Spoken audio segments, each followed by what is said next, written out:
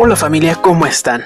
Hoy hablaremos de la disciplina en los niños que tienen entre 2 y 6 años. Esta etapa de la vida de cualquier ser humano se caracteriza por aprender a través de las experiencias. Es por eso que hago este video, pues cuando escuchamos a alguien hablar sobre disciplina infantil, la mayoría habla como si los niños de todas las edades fueran iguales, siendo que las capacidades de aprendizaje, comunicación y pensamiento son muy diferentes en cada edad. Te dejo un enlace al video que hice sobre la disciplina en niños de 0 a 2 años, pues es importante que comprendas cómo funciona esa etapa para que puedas entender mejor lo que hablaremos en este video, y para que vayas dándote cuenta del proceso paulatino que llevan los niños en su desarrollo. Una vez que los niños han aprendido lo básico sobre cómo moverse y expresarse, comienza esta segunda etapa en la cual ellos empezarán a conocer más a profundidad las reglas del mundo, y me refiero tanto a reglas físicas como sociales. La forma en la que aprenderán estas reglas es principalmente por medio de la experiencia. Por ejemplo, si le dices a un niño que no brinca en los muebles porque se va a caer, puede obedecerte solo si alguna vez en su vida se ha caído, es decir, si la experiencia le ha enseñado el dolor que implica caer. Aunque hay casos en los que ni siquiera así obedecerá, pues puede ser que no relacione su experiencia pasada de haberse caído con su acción actual de brincar en los sillones.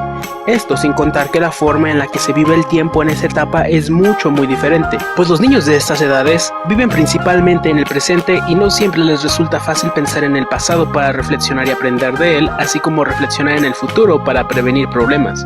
Debido a sus características, los niños de estas edades necesitan a un adulto responsable que los guíe con firmeza y respeto. No necesitan un amigo ni un consejero, pues para eso están sus compañeritos, sus hermanos o sus vecinitos. Por lo cual, no ser firme con los hijos es quitarles lo que realmente necesitan a esta edad. También debo desmentir esa creencia que se tiene que ser firme es lo mismo que ser agresivo o irrespetuoso con los hijos, pues no es así. Los niños en esta etapa aprenden de las consecuencias que tienen sus actos. Si algo les produce un resultado positivo, lo repetirán. Y si algo les produce un resultado negativo, o si no les produce ningún resultado benéfico, lo dejarán de hacer. Debo aclarar que consecuencia es cualquier cosa. Cualquier resultado que se obtenga de una acción es una consecuencia, por más pequeña que sea. Si el niño dice una grosería y alguien se ríe, eso es una consecuencia, generalmente positiva. Si el niño hace un dibujo y papá no le presta mucha atención, eso también es una consecuencia. Sin embargo, hay consecuencias peligrosas que no podemos permitir que los niños experimenten. Por ejemplo, no podemos permitir que el niño se caiga de la azotea con el fin de que comprenda que no debe jugar en un lugar así, ¿verdad? Y es precisamente por esto que los padres deben empezar a imponer sus propias consecuencias para que sus hijos aprendan de ellas, en lugar de esperar que la vida les imparta consecuencias que pueden ser muy dolorosas, perjudiciales y a veces irreversibles. Te dejo el link en las tarjetas de mi video Cómo impartir consecuencias adecuadamente para que profundices en este tema. Algo que todo padre debe entender durante este periodo es que cada vez que su hijo se porta mal es una oportunidad para poner un límite. Ningún ser humano nace sabiendo cómo comportarse a la perfección. Es cierto que hay niños más tranquilos y otros más inquietos, pero aún los pequeños más apacibles cometen errores y de vez en cuando se portan mal, y está bien. Al igual que en todas las etapas del desarrollo, en este periodo hay diversas causas que pueden producir malas conductas. Algunas de ellas son similares a las que se presentan en la etapa anterior o posterior, pero la forma en la que se deben abordar es diferente en cada una de ellas. Muchos de los videos que tengo en mi canal están dirigidos hacia los niños de esta etapa, y de hecho, todo lo que hablaré en este punto puedes aprenderlo a profundidad en mi video sobre por qué los niños se portan mal.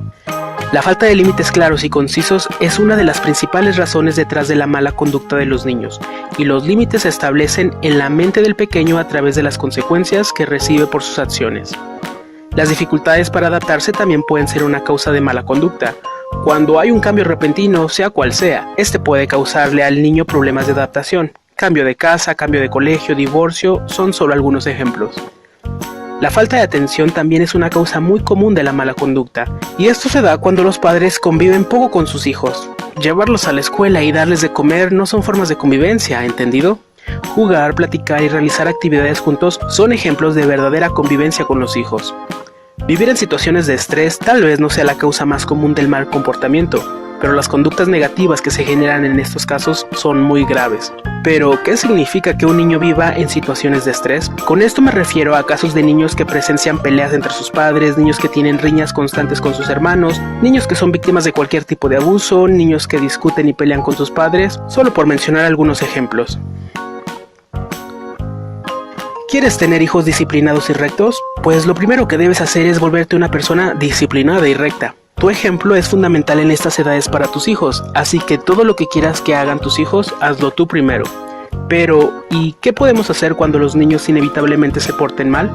Lo que yo recomiendo es que la primera vez que un niño cometa una mala acción se hable con él y se le explique el por qué no debe tener esa conducta, y se le informa cuál será la consecuencia impartida por los padres que recibirá si la vuelve a realizar. Trata de evitar los típicos castigos, pues recuerda que una buena consecuencia debe ser breve, sencilla y relacionada con la conducta. Este primer paso es importante, pues es una forma de ejercitar las capacidades de reflexión de los hijos, pero no te hagas ilusiones, no siempre funciona, en especial si el niño es muy pequeño o si ya ha aprendido a comportarse mal, pero aún así debes realizar este paso. Pero recuerda que solo se realiza la primera vez que haga una mala conducta.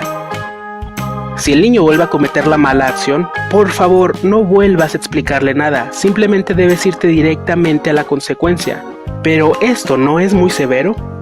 Tal vez, pero esa es la forma en la que funciona la vida real. Ella no te da segundas oportunidades. Además, si no haces esto, le estarás dando a entender que las reglas son algo con lo que se puede jugar. Y ese no es un buen aprendizaje, por lo menos no en esta etapa. Una vez que tu hijo haya cumplido con su consecuencia, entonces sí es momento de que hables con él y le expliques por qué no debe hacer eso que está prohibido. Pero también te recomiendo mucho que le expliques que lo que hizo fue un error, y que está bien que se equivoque, pues de eso se aprende, y que estás seguro o segura que cada vez él va a ser más capaz de controlarse y que muy pronto va a llegar el momento donde ya no se va a equivocar, y por lo tanto ya no tendrá esas consecuencias negativas. Esto para mí es importante, pues ayuda mucho a motivar a los hijos a que se porten bien y a que tengan confianza en ellos mismos de que sí pueden portarse bien. Sin embargo, todo esto lo debemos hacer solamente como una forma de reforzar lo que ya aprendió a través de su propia experiencia. Pues si solo le hablas y el niño no tiene ninguna experiencia para fundamentar lo que le dices, simplemente tendrá poco peso para él. Algo muy importante en todo este proceso es la actitud. Te recomiendo que le expliques a tus hijos que esas consecuencias que reciben no es que tú las pongas porque quieres, porque estés molesto o porque te guste hacerlo, sino que es la forma en la que funcionan las cosas. Te recomiendo que pongas como ejemplo algún juego o videojuego que le guste a tu hijo para explicar esto. Y señálale que en los juegos también hay reglas, y las consecuencias en la casa funcionan igual. Esto ayudará al niño a ver las consecuencias como algo natural y justo. Es por eso que deben ser aplicadas con neutralidad, pues si se aplican con gritos y reproches, lo que hacemos es que las vea con miedo, y eso causará que solo las siga por temor más que por comprensión, o incluso puede hacer que huya de ellas, mintiendo o adquiriendo otros hábitos inapropiados.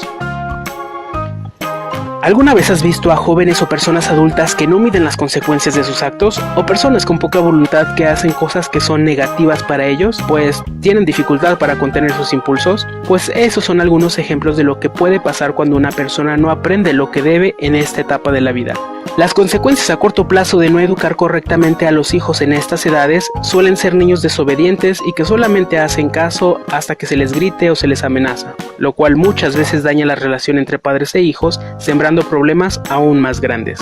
En los niños con temperamentos más tranquilos, muchas veces los padres no sienten la necesidad de ser demasiado firmes con las reglas y consecuencias, pues es rara la vez que estos niños se portan mal y dejan pasar las pocas malas acciones que cometen. Sin embargo, estos niños corren el riesgo de ser el típico joven que era bien portado hasta que llegó a la adolescencia. Cuando ya se han desarrollado problemas de conducta en esta etapa, lo primero que le digo a los padres es que tengan paciencia, aunque parezca difícil, pues en la mayoría de los casos se debe ir corrigiendo uno a uno los malos comportamientos. No podemos esperar que de un día para otro el niño sea capaz de comportarse de manera ejemplar. Es por eso que yo recomiendo que se comience a trabajar con una sola mala conducta, y una vez resuelta, seguir a la siguiente y a la siguiente. Por ejemplo, podemos empezar a utilizar el método del punto anterior para que una niña aprenda a guardar sus juguetes, y nos enfocamos solo en ese problema. Una vez que se haya superado, escogemos otro. Yo recomiendo empezar de preferencia con los problemas de conducta más sencillos, pues cada escalón que sube el niño, es decir, cada mal comportamiento que se supere, lo fortalece y hace que los siguientes sean relativamente más fáciles de superar. Este es un lineamiento general, pero en uno de los videos que te recomendé previamente, te explico un poco más a detalle cómo tratar la mala conducta dependiendo de qué es lo que la está causando. Muchas gracias por quedarte hasta el final. Si te sirvió esta información, aunque sea un poco, no dudes en suscribirte a mi canal para seguir aprendiendo más y más sobre todos estos temas. Comparte este video, pues esa es la forma en la que me puedes ayudar, y si tienes cualquier duda o pregunta, escríbela en los comentarios. Haré todo lo posible para contestarla para ti. Pues bueno, yo me despido no sin antes desearte que construyas una semana llena de bendiciones. Hasta la próxima.